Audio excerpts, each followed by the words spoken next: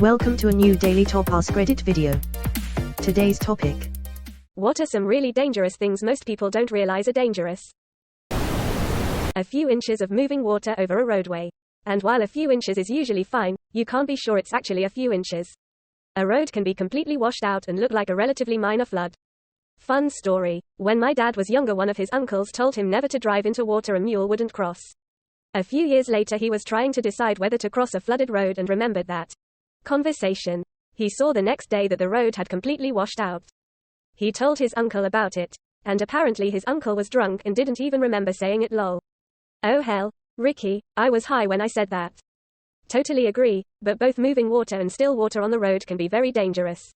When teaching my oldest to drive, I made sure he understood never to drive through water on the roadway if it could possibly safely be avoided. You never know how deep it could be. And water can absolutely pick your whole car up and send you off in unintended directions quite suddenly, at the same speed you were traveling. Having done both, I would 100% prefer to drive through an all-out blizzard than through a torrential downpour. Agree that water is more dangerous than people think, but still I gotta put a blizzard above a downpour on my nope list. One gust of wind in a blizzard and you could be less than a foot visibility.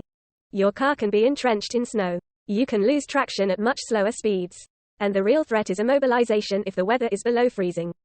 Also, in the same sense that small amounts of water in the road surface can sneak up on you and cause accidents. Black ice and snowdrifts are insanely sketchy.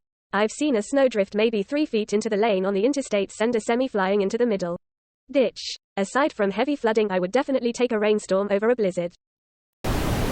Driving while tired. It can be just as dangerous as driving while drunk. But many people do it without thinking twice. For context, 20 hours awake impairs you as much as 0.08% back, which counts as DUI in many states. I'm a firefighter and it's insane sometimes driving to a house fire or cardiac arrest when we haven't slept all night. Like, I can literally feel everything moving slower and it's sketchy. 48-hour shifts are wild. Edit. Wild can just DM me if you have questions you really want answered. Lol. I have done similar things driving in the military. Sometimes I didn't trust my own eyes and driving almost on autopilot is scary.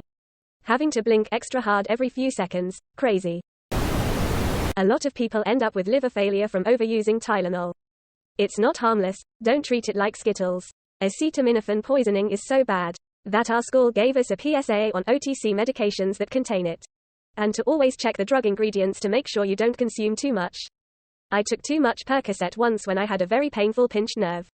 I began to feel weirder than weird, in a bad way, and went to the where I was told I could have died if I'd continued to take the painkiller as I'd been doing.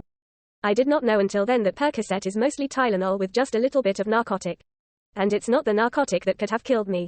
You're not wrong, but I have a funny story involving this knowledge. So we're at a house party, and my buddy has a headache and so he asks the homeowner for some Tylenol. The dude brings it out and my friend dumps about 3 or 4 into his hand and pops them in his mouth.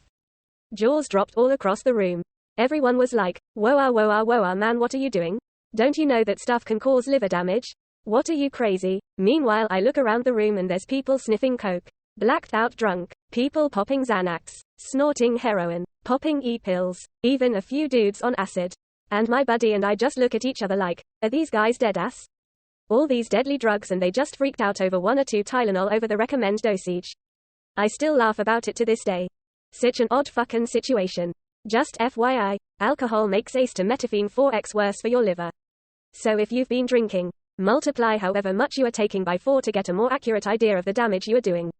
I agree, other drugs have their own issues, but mostly mentioning this because people don't seem to be aware how much worse alcohol makes it.